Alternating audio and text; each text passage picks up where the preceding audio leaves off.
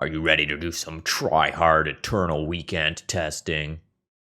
I mean, that's what I'm gonna do. Like, if you're not here for that, like, maybe leave. But like, I think it's gonna be cool.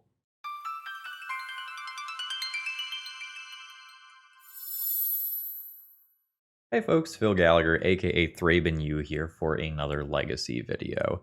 And I've got a tutoring session coming up with someone who's going to be playing Mono Red Stompy at Eternal Weekend, so I thought I would do a little bit of testing in sort of preparation for that, as I know many of you might be preparing for Eternal Weekend, or at least kind of keeping up with the format leading up to Eternal Weekend.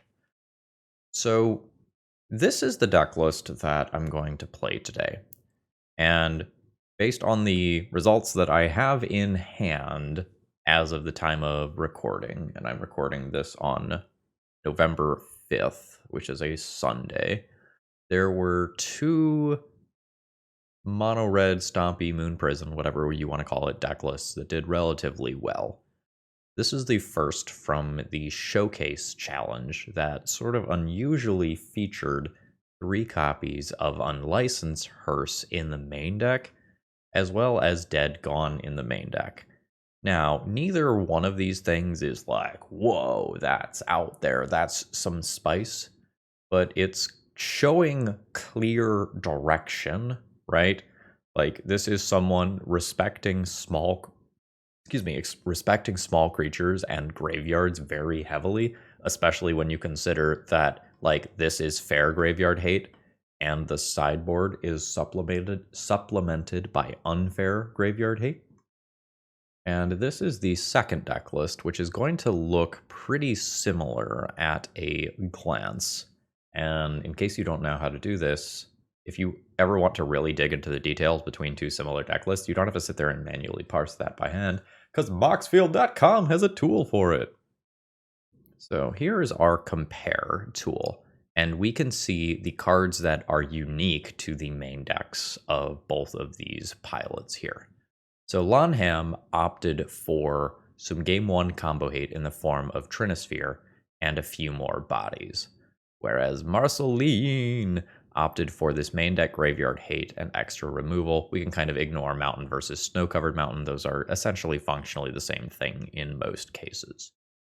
So it looks like there's a 6-card difference. So 69 of these 75 are kind of agreed upon between these two pilots. And if we kind of compare the sideboards, 10 of the 15 sideboard slots are agreed upon. And if you consider that one of these decks had main deck Magus of the Moon and the other one had Dead Gone, it looks like there is a general consensus of what cards belong in the deck, but not necessarily in which particular spots they go. So we're going to be trying this Marceline deck list, and we're going to try to see how competitive this deck is. And this is one of those times where a 3-2 maybe doesn't cut it. This is leading up to Eternal Weekend, and you're probably going to be playing somewhere on the order of 10 rounds, right? And you can't afford many losses. So matchups need to feel good. Deck needs to feel smooth. Mulligan needs to feel good. So this is not one of those days where if we 3-2 the league, I'd probably give the deck a thumbs up. This is like really trying to evaluate the competitive viability at one of the largest legacy events of the year. So that's the lens that I'm looking through today. With that said, if you need any cards for Eternal Weekend, check out my sponsor, Cool Stuff Inc. Use promo code ThrabenU to save 5% on your order, and let's go ahead and battle. In full disclosure, before we get started here, I'm kind of cramming in this video. I got some kind of low-key bad news. I'm good, my immediate family members are good and everything like that, but I might have to unexpectedly change some plans. So if I seem a little down, I am a little down, and that's okay. So I don't know that this hand is great. However, this hand allows me to evaluate what Unlicensed Hearse feels like naked. For science, I am keeping this hand. I believe that this hand is a mulligan. That's also the wrong land. Shatterskull Smashing was the land that I'm supposed to play there in most cases. I'm just so used to this thing entering tapped and screwing me over that I thought it entered tapped. Alright, gotta tighten up if we're doing for realsies testing here, though. Okay, yeah, that's fine. We're gonna end up in the same overall spot. So you can draw your card. Yeah, that's fine. This is a force of will target for my opponent. And it's very good if it resolves. Hell yeah. We are just going to go ahead and eat those cards up immediately. And we're going to work more slowly towards Caves of Chaos Adventurer, probably. Like, my next play is Dazable. And I'm not sure that I want to lose Caves of Chaos Adventurer to Daze. I think this is just going to be tapped Shatterskull Smashing and pass the turn. Sort of preemptively eating stuff out of graveyard. Okay, twist my arm. With Daze protection in the form of this secondary spirit guide, I'm absolutely willing to play this here. Oh no, it's Daze. Aid. Alright, there is a force of will, pitching a Murktide Regent. Understood. Let's go ahead and eat. Take out instants and sorceries here. And pass the turn. Now, it does kind of suck for us that we lost out on the Spirit Guide, because the Spirit Guide can crew this eventually. But that's fine. I'm going to play this tapped. I don't think I'm interested in this being a removal spell. I am also not interested in paying 3 life. I am at 14 life here. Is this an attacker currently? I don't think this is an attacker currently. I also don't think I need to eat at sorcery speed right now. We're not quite in Murktide Regent territory yet. Alright. Opponent is at 17. Lightning Bolt. You may surveil. So we will go ahead and now crew this. So this Dragon Rage Channeler does not get to attack. Fantastic. And we'll just keep eating good over here. Exile some Lightning Bolts. I draw a land, I can play a Fury. That's not bad. The Ancient Tomb is starting to add up a bit. This isn't bad. Alright, 1, 2, 3, 4, 5, 6. Be attacking for 7. I don't think I'm interested. Weird as that is to say. I think I just hold this up and don't let my opponent slip in Murktide Regent. And I probably win. Sure. Lightning Bolt on the 2/2. Got it. That's quite good.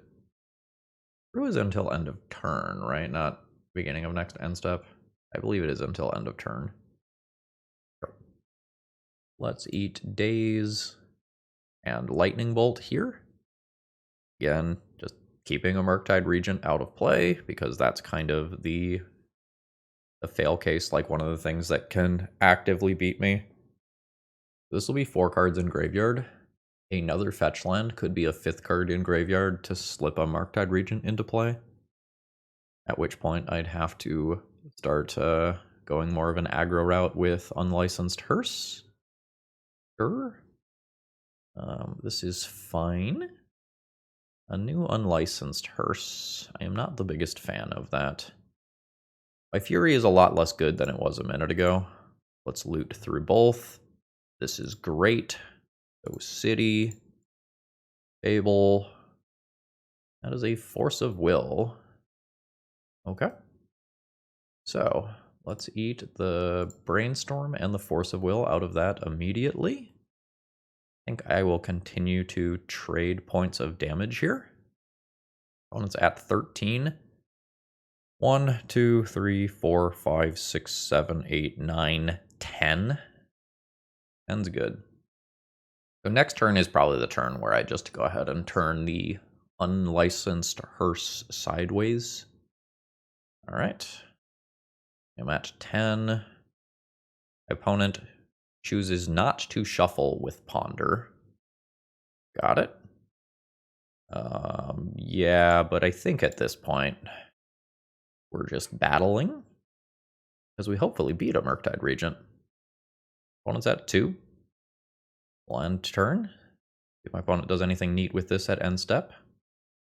That is another Lightning Bolt. They topped that card. In case this card is Murktide Regent, I'm not going to use Dead Gone yet. It is Wasteland, sure. Alright, Dead is the kill side. We will take out the Dragon Rage Channeler immediately. And I have my opponent on a 2-turn clock with a Goblin. Note, they are not actually dead here, right?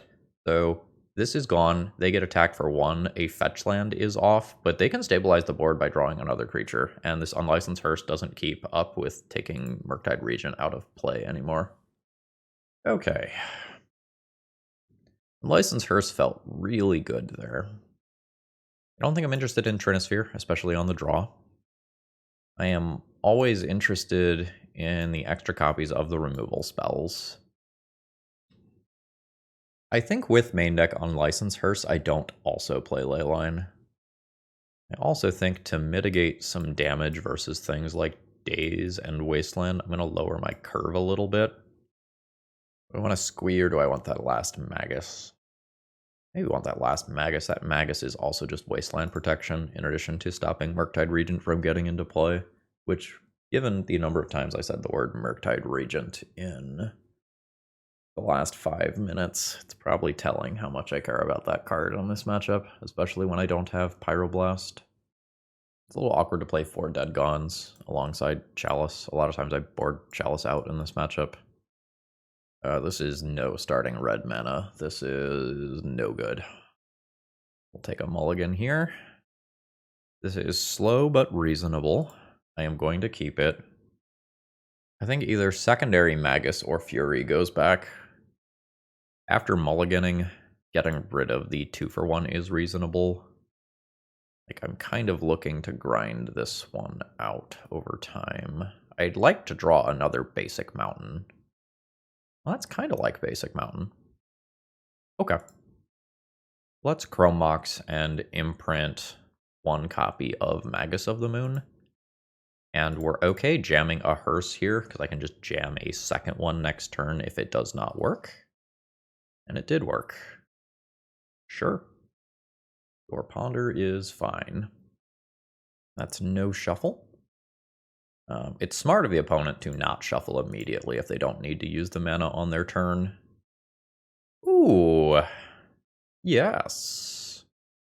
We just fine with firing that off? And by that, I mean the Magus. I think so. Like, it plays around Daze, otherwise it forces Lightning Bolt. Okay. There's a Volk in play. If we get bolted in this turn cycle. We don't. We can leave this in the graveyard for right now. We're not to Murktide Regent levels of stuff yet. Yeah, that's why I didn't play out the second one of these. So let's leave the Misty in there and let this Hearse get it. As long as I play Shatterskull Smashing as a land, I can Hearse around a Daze. That's fine. Or that can happen. Yeah. Attempt new Hearse. Hopefully this resolves. Be an awkward force of will if I leave that extra permanent in there. Go for these immediately. And bash for 2. Now, opponent does have Basic Island. So it's not like Magus fully shuts them off their game. But options are Seal of Removal. Sure. Is this a Shatterskull Smashing as land situation, or is this a Shatterskull Smashing as spell situation? If I want it to be a land, I just slip it in right now, while it doesn't cause me to lose City of Traders. I think I'm going to do that. It's a little weird, but this way I have red around like Magus of the Moon being removed. Okay, so my opponent is on the questing druid build. They bounce my Magus. They can just like play questing druid into Delver and Dragon Rage Channeler, and that is a very powerful turn. Yeah. Yep. Yep. That's 3 creatures in 1 turn. That's something that I don't want to see. I think I'm going to eat from my own graveyard here so that I can eat 2 cards at once and try to discourage the questing druid from getting in combat. Alright. Reattempt Magus of the Moon. In play. We'll put this in. Don't need to eat immediately for Unlicensed Hearse. And in fact, I will probably try to animate it, block something, and then eat some stuff. The opponent's Delver didn't flip. This is a land or another creature. Another Delver. Ooh, life's bad. I am no longer the beatdown, and I have 1 sweeper that's currently in my sideboard. All right. Take out that seal at end of turn. That's a Fable. Sure. I mean, I cast it. Ooh. New Seek the Beast. They like what they see. Ponder and Brainstorm. Sure. Is there any world where I'm attacking and trying to trade with Questing Druid? I don't think so, because I just get smacked back, and I think that's worse for me. I am not happy about the way this game is trending. Yeah, and this is why. So the Brainstorm from the Seek the Beast allows... Really? Well, I guess with Brainstorm you're going to hit something else. You don't have to keep the Preordain. Never mind. That's fine. Flips to Daze. Yeah, so now my opponent gets to, like, attack with the flyers while... Okay. I mean, this is a trap I have to, I think, call anyway. So animate. Creature's currently a 5/5, about to be a 7/7. So even with a little bit of nonsense, still trade. It is a bolt. Oh, I see. You're going to bolt and daze your own bolt. Well, that's pretty good. We trade with a little bit of nonsense. We don't trade with that much nonsense. But I think I'm supposed to play towards that being a mistake. And not towards, like, beating double bolt. Really not towards beating bolt at all. Bolt is just a disaster. We will still exile some things from graveyard on the way out. But I think this is the point of no return for this game. And that allows a second use of the island. Good play. Den of the Bugbear is active. I don't think that matters. Not just, like, super easily beating the Druid. Yeah, it's even outside of range of that. Yes, let's loot this Chrome Mox. Ancient Tomb is not great. Cast Fury. Gah, okay.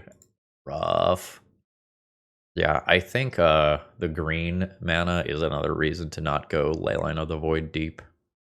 My Blood Moons and Magus of the Moons are better than I thought they were, though. Because my opponent also has green mana.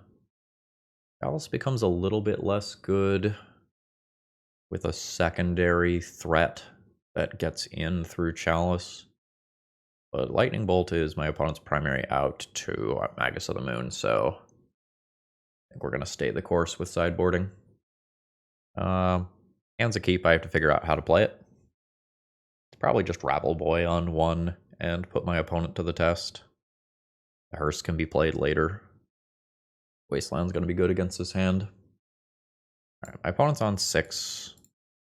The disaster case here is Force of Will into Wasteland. I almost never beat that sequence. we've at least partially dodged, which is great. And then we'll just see if the Rabblemaster gets bolted in this turn. Sure. There's the red mana. Okay. It is bolted. Once more. Man, this turn's awkward. I think I'm going to ignore Daze. I don't really want to give up this land right now. Alright. Force of Will, pitching a Seal of Removal. Graveyard's getting a little thick. I'd like to play Unlicensed Hearse next turn. Daze is really scary right now. Alright. Ooh. I think I have to be a responsible adult and play the Unlicensed Hearse this turn. Like, as much as I want to just jam triple Goblin Rabblemaster, I just lose to Murktide Regent too easily if I do that, I think. So let's take the defensive play. It's in play. I'll eat these things in my opponent's upkeep if they don't give me a reason to do it in my own turn. Sure. Alright. Take out the instants and sorceries. And go from there. Ponder's fine. Anything that is using mana in a way that does not immediately impact the board is a net positive for me. Ponder hitting Wasteland is the big thing that I'm scared of right now. Okay, cool. That is not Wasteland. Game's so hard. If I play Chrome Mox, I lean further into being bad against Meltdown. This Fury is basically never hard castable, though. And this Sokenzen might end up actually being a Pair of Bodies in this game. We're not going to throw away the City of Traders, so Daze does get this Rabblemaster. Yep. It sucks, but it is what it is. Eat 2 cards out of the graveyard. Bash in for 1. Opponent's at 13. We've had 3 Goblin Rabblmasters answered in a row. Doesn't feel great.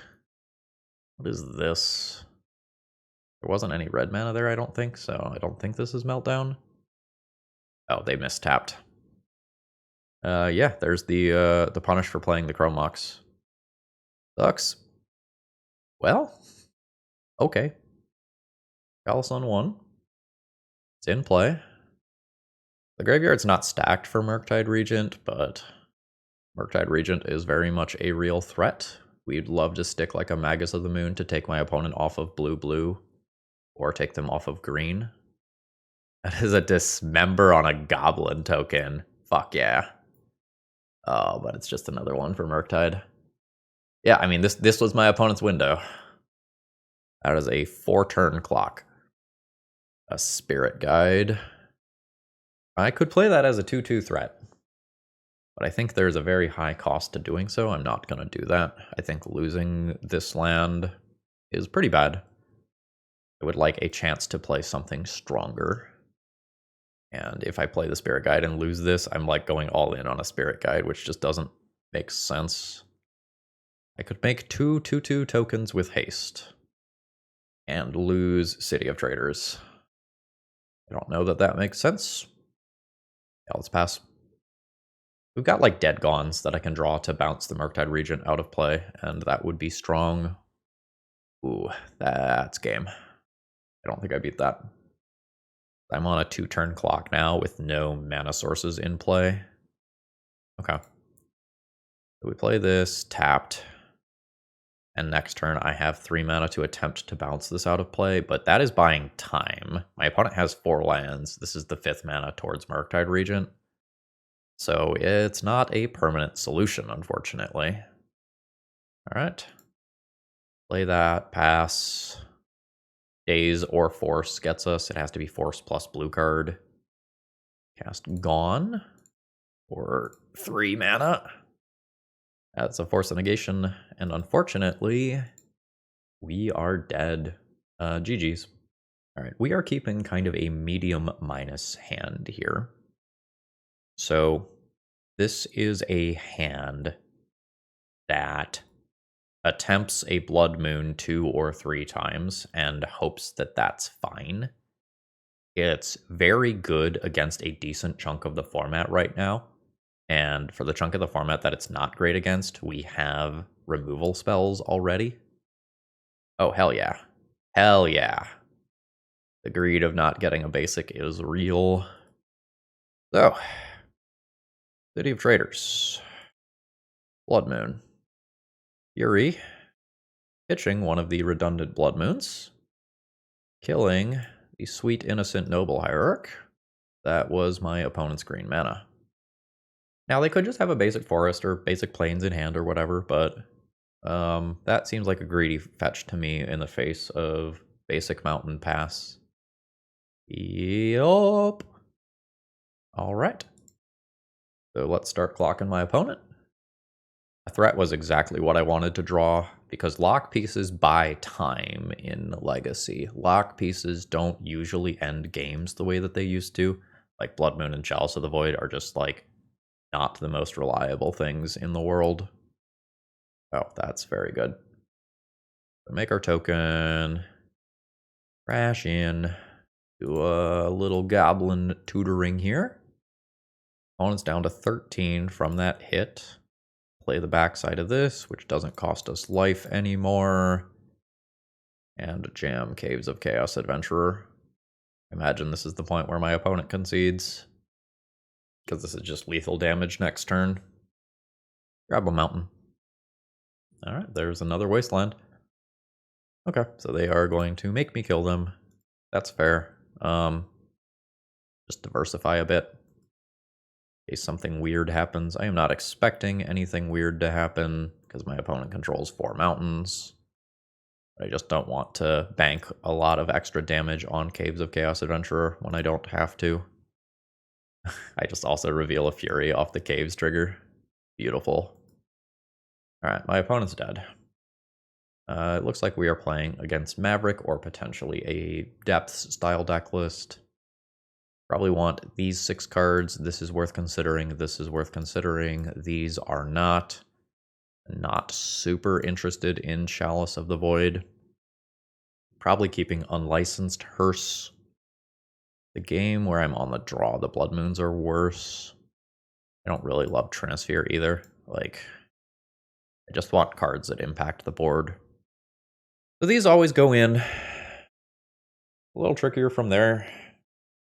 Blood Moons are a little worse on the draw because my opponent can get Forest on turn 1 and play a Mana Dork. And once I have Forest, both Seiju is an out to Blood Moon, as are a number of other things, obviously. 3 Magus, 1 Fiery Confluence, maybe? I could also go away from Unlicensed Hearse, but if my opponent is playing like the Elvish Reclaimer, Knight of the Reliquary style cards, it's very nice to fight the graveyard. I could go down like a Squee or a War Boss to play more of these. That is perhaps reasonable. I have not played many games versus actual factual Maverick, if that's what this is. My hand's probably a keep. I have 3 mana turn 1. Lets me Goblin Rabblemaster. Or alternatively, I just have 2 mana on turn 1 to play Hearse, or 2 mana for Hearse and Dead Gone. I've got flexibility with this hand, which I like. I think I'm probably going to play Hearse and Dead a Mana Dork on turn 1 if I were to guess. We'll see, though. Sure. An Ignoble Hierarch, got it. Spirit Guide. Oh, that's cool. Bam. Bam. Spirit Guide never goes under. It's probably one of these two. Goblin Rabblemaster is castable more immediately. Fiery Confluence is probably a stronger card, though. I'm gonna get rid of Rabble. So we dead that. Play Hearse and pass. I don't think I need to eat the graveyard immediately, but I will almost certainly end up doing so. Oh, do you have Force of Vigor? Force of Vigor is a major punish. Potentially keeps me off of Caves of Chaos Adventurer for next turn. Yeah, it's Force of Vigor. Okay. Eat 1, eat 2. What got pitched there? Another Mana Dork. Alright, got it. I might get punished for not holding Goblin Rabble Master. Lol. Well, this is a touch awkward. I really want this to be a soul land, and I really want to just play this soon, but this is potentially just a game-winning play, so we'll take it. Alright, it is in play. Opponent did not float any white mana for something like a Swords to Plowshares. This buys a lot of time. Doesn't buy forever amounts of time, like my opponent can find mana dorks and then deploy stuff that's in their hand. But it buys some time. My mana. Seriously though, Magus of the Moon is currently protecting my mountain from Wasteland, which is great. Alright, good stuff. This is just some good, honest magic right here. Just 2/2s living in the moment, getting into the red zone. Yep. Whew. I am a little scared.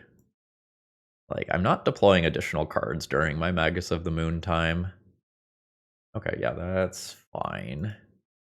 It can potentially find a mana dork or a basic land. Like, 5 looks is a lot. Ponder is 4. Oh, it just found Savannah. That is not what my opponent is looking for. That's also not what I'm looking for. I don't think I use that Spirit Guide to just play Unlicensed Hearse. Like, lands in my opponent's graveyard is what I care about. I would rather draw another land and then play Fable and just have better long-term mana fixing. Yep. Those sure are mountains. Heyo. Send them. Opponent's at 9. I am going to Fable here. I would not fault someone for playing Blood Moon. Like, I think that is a very reasonable play as well, to just double down on locking out these spells. But I think if I have this in play and I get access to more mana, I am just generally speaking going to be well off. Alright. Let's loot through some junk. As of right now, I don't need Hearse. I think this is going. Blood Moon is my play if I don't draw anything else. It's junk 1, Caves of Chaos Adventurer. Ooh, nice. Let's do this. Send in for 4 possible damage. See if my opponent blocks. They don't. They are at 5. Fiery Confluence. I would like to deal 6 damage to each opponent. Goodbye. Alright, it's that easy. Okay. I am on the draw. I have 2 mana on turn 1 for an Unlicensed Hearse. Any land or mana source in 2 draws gives me Goblin Rabble Master afterwards, but Mulligan is good. Use Mulligan button. Do gross things. This is a keep. Always need this. Always need this. I think always need this. Probably always need this. And then it's just like, probably which one of these 2 cards is going back. Probably the 3 mana Trinisphere. Probably the 3 mana Trinisphere. Just, you know, things can happen to my mana. Oh, okay. I would like to Blood Moon this opponent. My opponent's playing the Creative Technique deck. I really wanted Trinisphere. No way I could have known. Alright, there's land drop. Chalice doesn't really do anything. My Hearse doesn't really do anything. I'm just debating whether or not I want to Rabble or Fable on turn 1. I have 1 more Trinisphere that I can hit that's a big deal. Hitting Blood Moon's a really big deal. I think I'm getting rid of Rabble. Just play turn 1 Fable of the Mirror Breaker. I loot through both of these cards and attempt to Blood Moon my opponent and make it more awkward for them to cast their spells. Yes, junk that. Junk that. Not what I am looking for, but it's pressure. I just think I probably lose this one. The opponent's at 18. I will play the Caves of Chaos Adventurer. Do my whole venturing thing. I've played a land drop. Like, I'm attacking for a lot. But I think my opponent just goes off here. So, in case you've never seen this before, my opponent casts Creative Technique. They will then demonstrate it and give me a copy. I will cast this. And now they are going to get some random cards here, and they have hit a boarding party. This process is going to repeat a handful of times as my opponent continues to demonstrate things. I hit another Spirit Guide. That is not the Trinisphere that I am looking for. My opponent hit Maelstrom Wanderer. They get to Cascade twice. Oh my gosh, it's Boarding Party. They get to Cascade. It's Creative Technique. Who would have thunk? It's Emrakul. F. And my opponent didn't demonstrate anymore.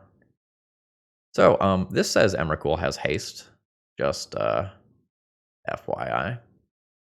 So they do their, I think that's the 4th Creative Technique. They're not demonstrating anymore. They don't have to. And at this point, there is more than lethal damage as these put 3+1/+1 counters on creatures. And Emrakul fucking flies. Oop.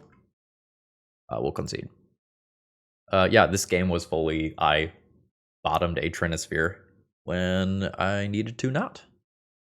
And that's okay. So, essentially, I want more reasonable permanents I can hit if my opponent does do Cascade nonsense, which probably means these.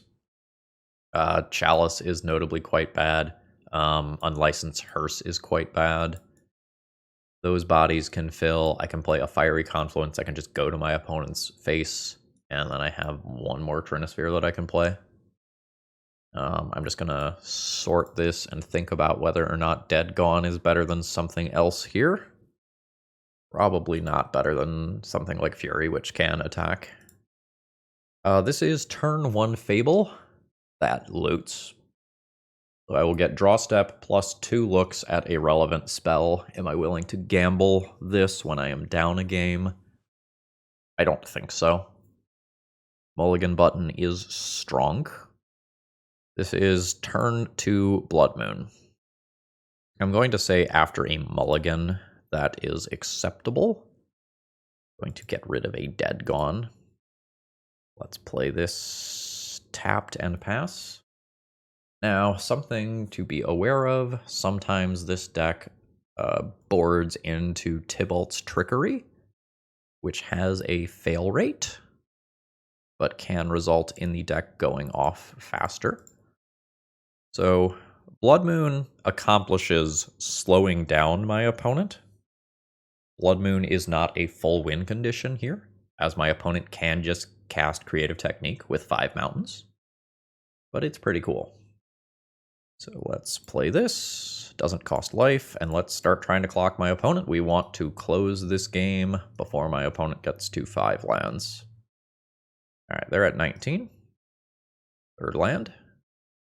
Alright, cool. Make my critter. Swing in. Throw a critter. 5 damage this turn. Play Fable. Taking a Shaman. We're not lethal next turn, right? 2, 4, essentially 6, 7, 8, 9. We're not lethal next turn. We would like to find something like a Trinisphere. Okay, cool. Chromox. Not interested in that. Yes, discard Chromox. Discard secondary Blood Moon. Okay, there's a Trinisphere. That's great. So make my creature. Swing in. Mentor a creature. Make a treasure. The only thing that's awkward here about playing Trinisphere is that if my opponent has Force of Vigor, it just gets to eat both of those, which is good. Alright, my opponent's dead. We have to now do this when I'm on the draw. No sideboarding changes. Okay, I mean, we've got a turn 1 Blood Moon. We're going to be very bad against Force of Vigor in particular, as it gets to eat Blood Moon and Chromox. But if my opponent mulligans down very low, attempting to find an out to a Blood Moon, then like Ancient Tomb, Mountain, Rabble Masters will just hopefully finish the job before they can go off. Oh, Magus of the Moon. That just better? I need to look at this deck.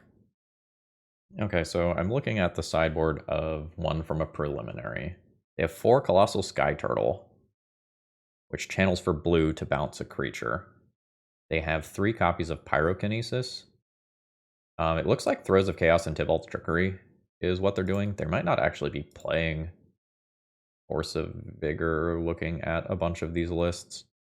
I think Blood Moon is accordingly worse than Magus of the Moon. I'm just going to imprint the 4-drop. Going to be pretty far away from casting that. Let's slow down my opponent's mana production and hope it's good. Like, we have double Rabblemaster here as one of our better things that we can do to close out a game. And we'll just see how good this is. My opponent mulliganed pretty deep, so they could have settled for a mediocre hand, or they could have settled, like, specifically been looking for something like Throes of Chaos that allows them to go faster to get under me. I think we're just rabbling here. I think some amount of time having the extra tokens and going wide is just good. This is worse against Pyrokinesis, I guess. Yeah, I immediately regret this play, thinking about Pyrokinesis. Yep, okay. Immediately punished for the thing that I just talked about in sideboarding. Okay. Yeah, I'm supposed to play Caves of Chaos Adventurer. Okay. Alrighty. Send them. One's at 17. I do this. Pick up Mountain. Play Mountain. Pass. I could have gotten 7 more points of damage in this turn. It's moot if my opponent just, like, plays Creative Technique this turn. Oh, they didn't. Forge. I think we just forge up this. Spread the love a little bit. Hit my opponent. There's another Blood Moon. Don't care about that right now. Opponent's at 9. Yeah, I think, like, it's very possible that I just lose this one for not better playing around Pyrokinesis. All right, opponent's at 4. I win if they can't do anything on their turn. Okay. That is a boarding party. Cascading. Revealing Creative Technique. Opponent demonstrates. Fiery Confluence. I will cast without paying its mana cost. 6 damage to each opponent. GG's. Yeah, so I think I always win that one if I just play out Caves of Chaos Adventurer instead of second Goblin Rabblemaster. And their Creative Technique was, like, definitely not deterministic there, because, like, a Trinisphere stops them, a direct damage spell stops them, and they might not be able to demonstrate more than once because, like, Throne of the Dead 3 is a thing that can get a little weird as well. Okay, I'm on the play. I don't think this hand leverages being on the play very well. Triple Blood Moon, I don't think I want to keep this with no follow-up. This hand is very good. We're going to keep this one. Probably playing Fable on turn 1 off City. Get rid of the removal spell here. And let's make a Goblin Friend, hopefully. Force of Will's pretty darn good against my hand. Wasteland's pretty darn good against my hand. But we've resolved. Watery Grave, probably playing against a Death Shadow deck. Thoughtseize is good. Immediately snagging that Caves of Chaos Adventurer. I hope I don't see that reanimated.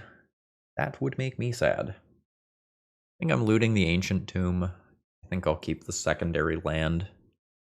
It's possible that finding Unlicensed Hearse is so good right now that I do just bail on both lands looking for it.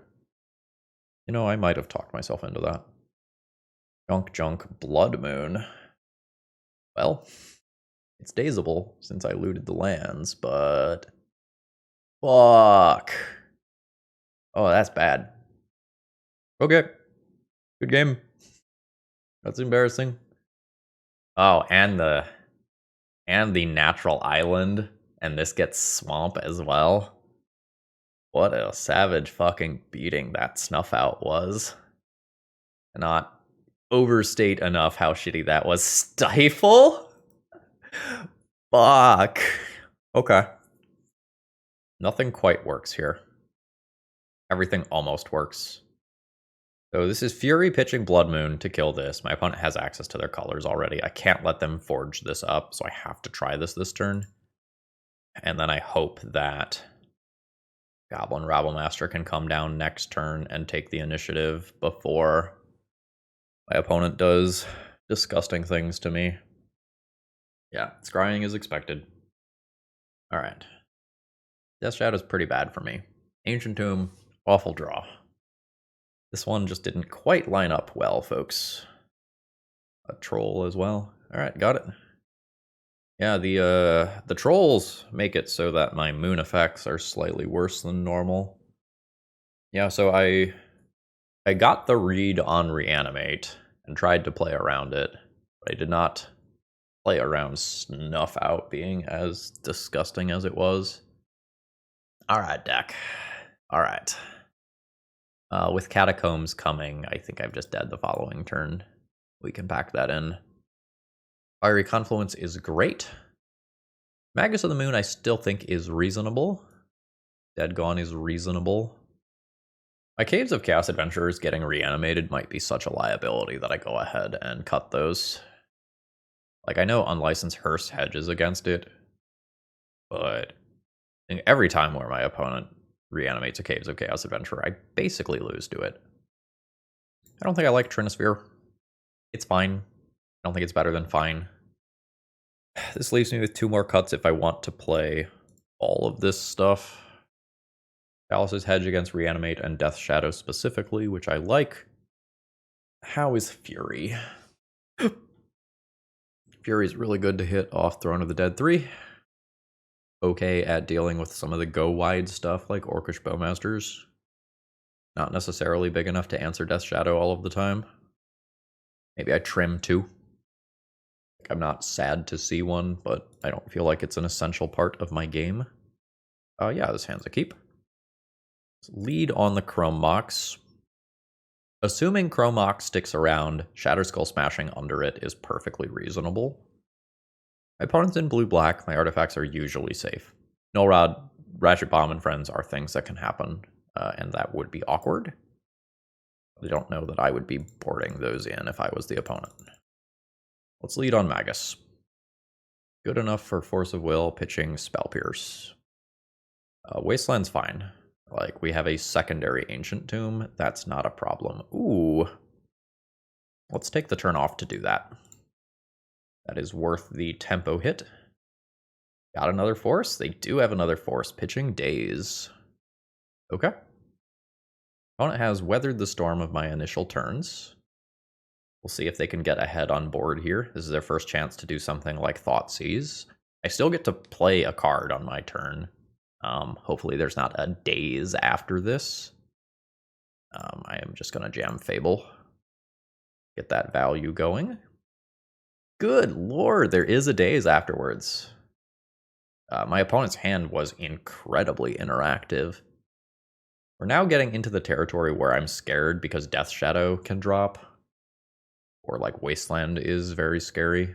Opponent chose to shuffle. This is awkward, but I'm going to play around a Daze. Don't like super want to drop that land there, but you got to get the show on the road. I cannot give my opponent time here. Alright, it's in play. I get to start attacking my opponent. That's not necessarily a good thing, because my opponent is a Death Shadow deck at the end of the day. And we also could just see something like Murktide Regent hit play here. Even just a Orcish Bowmasters is pretty damn good. Sheoldred's Edict. Sure. Alright. Little pokey. Opponent's at 8. I think they are highly favored at this stage of the game. Yeah, this is why we boarded out initiative creatures. If we're real lucky, we could bounce this to my hand and replay it. Okay. Cast Shatterskull Smashing. I want 2 here, 1 here. Done. Costs me the Spirit Guide. Do get to play it around Daze. Wouldn't have gotten to play it around Spell Pierce, though. Opponent's at 4. That's a Wasteland. It's reasonable. Probably not what my opponent is looking for. I'm not sure if that's the correct hit. Like, this game is close enough that individual points of damage off Ancient Tomb might be a deciding factor, and like, I've mostly been showing them low-cost creatures. I don't know. Like, leaving me with Ancient Tomb lets me stack up another land and play something like a Caves of Chaos Adventurer. That's a Murktide Regent. Is not great. I believe that I am just supposed to bounce this now for tempo reasons and not try to, like, draw a land and play around Days as the last card. Hell yeah. This puts my opponent to 1, and hopefully Magus of the Moon slams the door on this game. Alright, cool. That was a scary game, though. Like, I felt that one slipping away. Alright, stepped away for a minute to grab some water. I'm comfortable keeping this hand. It gets to play a Chalice of the Void on turn 1 around a Daze, which is nice. I can lose that Chalice to Thoughtseize some portion of the time. So sometimes this is Spell Pierce, and sometimes this is I just needed to deal 2 points of damage to myself. Either way, this matchup is so fast that I think I just jam into potentially a known Spell Pierce. Oh, it's a Brainstorm. Cool. Are we resolving? Daze. Hey. That's a pretty big setback for my opponent. So the Chalice is in play. Okay. We can slow down this game. I don't have to play this turn. Let's get this tapped land out of the way. Sure. Okay.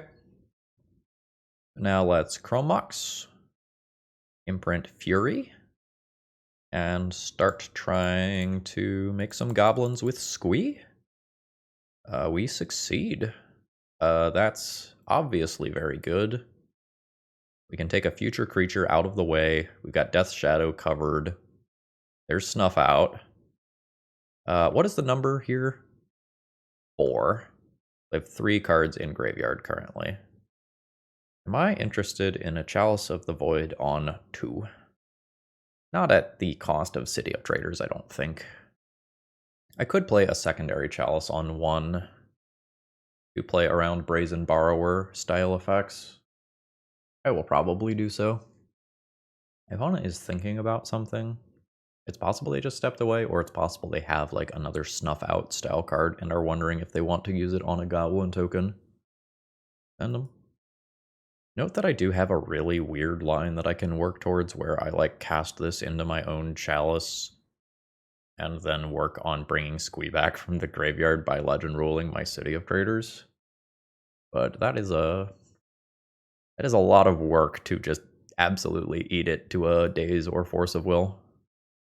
Let's just play a safety Chalice here. Ooh, there's some cycling. These are great. They're cantrips that get under Chalice of the Void. It's so important. Wasteland. Yeah. I'm gonna say that's actually a net positive for me. 1, 2, 3 cards in graveyard. We are almost back to our good friend Squee. I'm not sure that I've ever cast a Squee from graveyard in all of the leagues that I've played with various decks that look like this one. Okay. No immediate Murktide Regent. If I would like to cast Squee, I can do the weird line. I don't think I am going to do that. Let's just save Squee. Sorry, Squee's 4 to bring back. It's not 3. Okay. Oop. Alright. This is Dazeable. I'm good with that. Like, the Daze making this land re-enter tapped is a very real cost right now. So we're good. Or alternatively, the 2 life is a real cost. Okay. We're a mana away from Squee. I have the ability to bounce a Murktide Regent if my opponent plays one. I would not say life is good, but life is probably not that bad either. Sure. My draws aren't great. Send them. Note this Fiery Confluence is just a lethal spell, so if I start falling behind, this is my catch-up mechanic. Alright, opponent's at 4. We're seeing some movement. Just another Watery Grave. Not hedging against Blood Moon at this point. Oops, all Watery Graves. 4 of a kind is good, right? Okay. 4 cards. 4 cards. So, note, I can also activate Den of the Bugbear. Let's just save that. Like, I don't think I want to blow Spirit Guide on that when this is potentially a better use of resources. Daisy is fine. There's the Spirit Guide. Alright, so this is lethal. There we go. Alright, final round here. Hand's reasonable. We'll Chrome Mox the Spirit Guide and then play a pair of Fable of the Mirror Breakers. This will be an absolute great value hand versus some sort of fair deck, and hopefully we get some opportunities to loot towards something if my opponent is playing an unfair deck. Avatar gives off Underground Sea energy, you know? Blue? It's Lotus Petal? Alright, so let's maybe loot towards something like a Trinisphere or a Blood Moon. Chrome Mox always goes. I think City goes. Whoa. Alright. Well, we can loot again next turn. Opponent's at 18. I think I want this land in play. And I think I pay 2 life to do that. Lotus Petal could be indicative of Storm, but it can be indicative of a lot of things.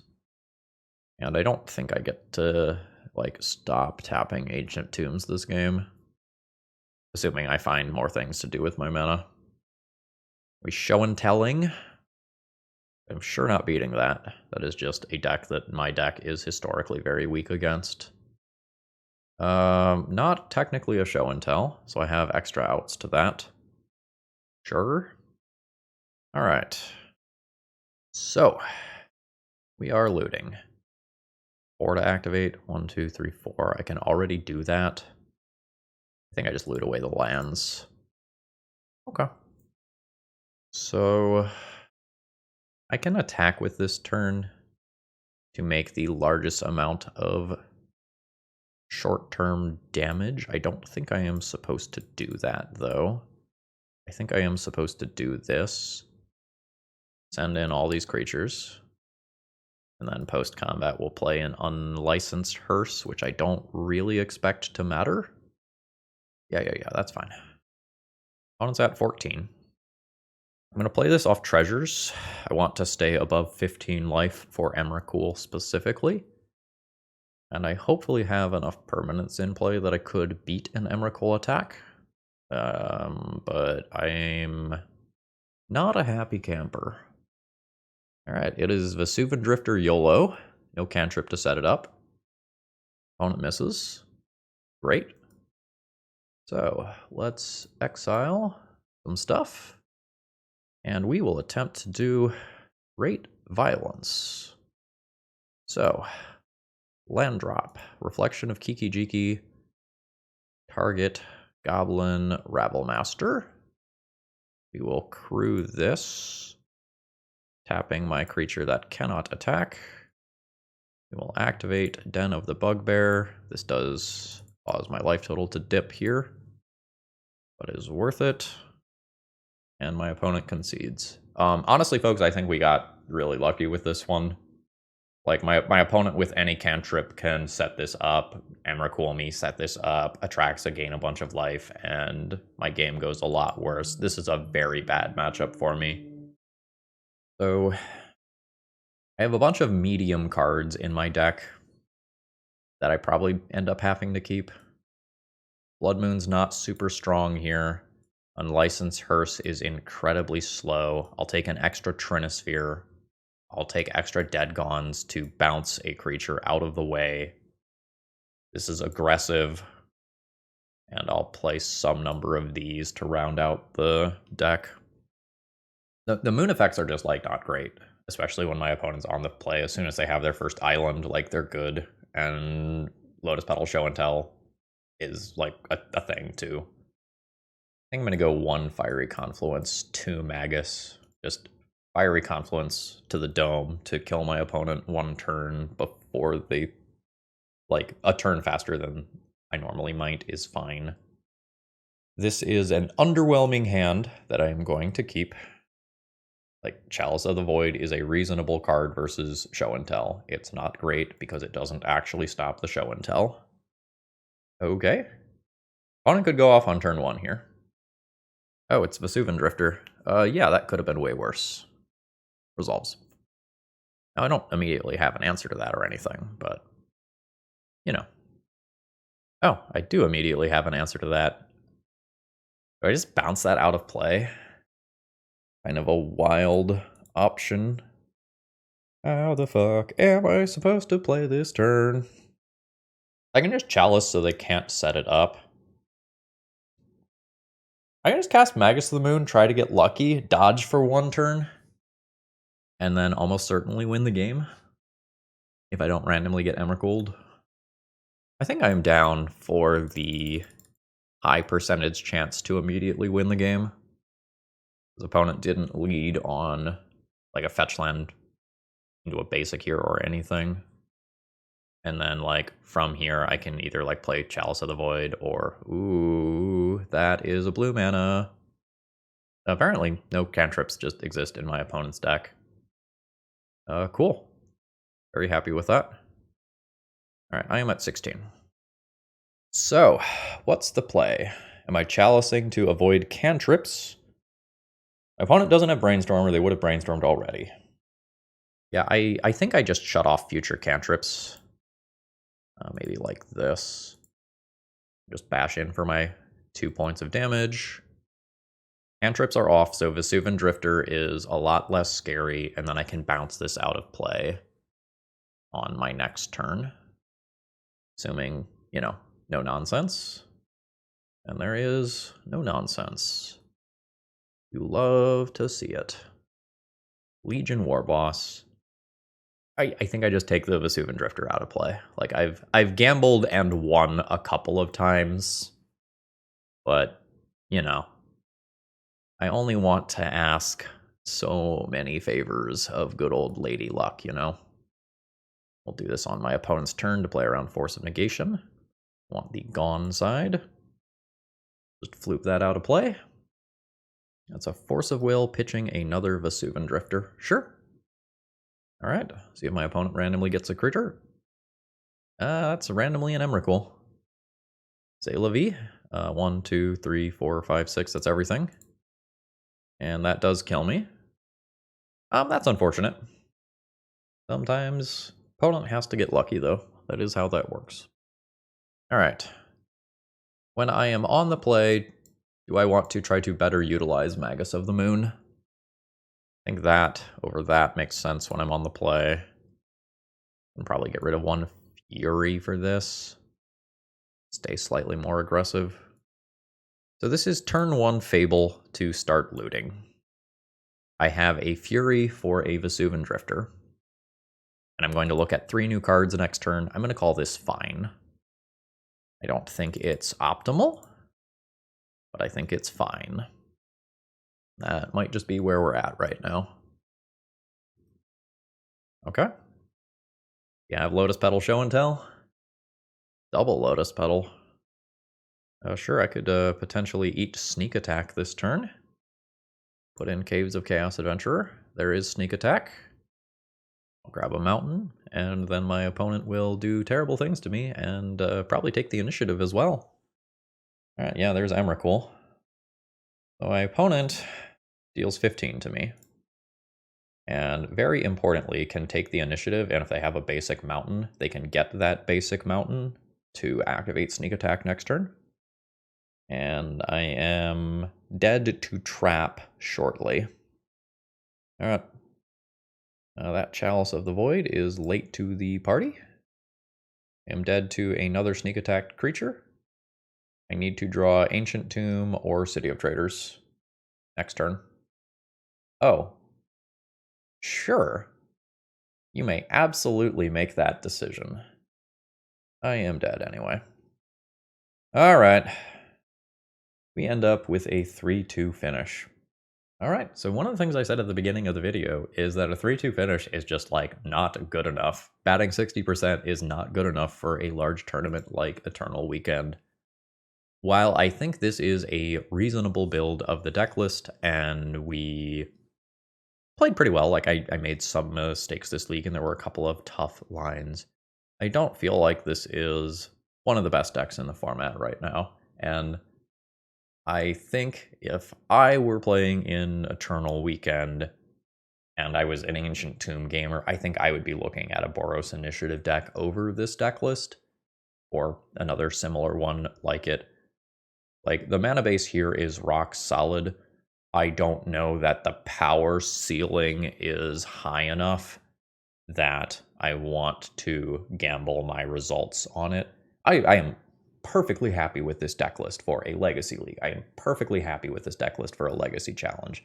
But for a very large once-a-year tournament that you really, really want to do well, I don't know that this is a deck that I would recommend. And I said so as much in my recent podcast episode talking about Eternal Weekend. That's the Eternal Glory podcast, in case you want to check it out to help you prepare for Eternal Weekend. Yeah, I think that's all I have to say here, folks. I hope you have a wonderful rest of your day. If you need any cards for Eternal Weekend, again, check out Cool Stuff Inc. and use promo code ThrabenU to save 5% on your order. And I hope you have a wonderful day. See ya!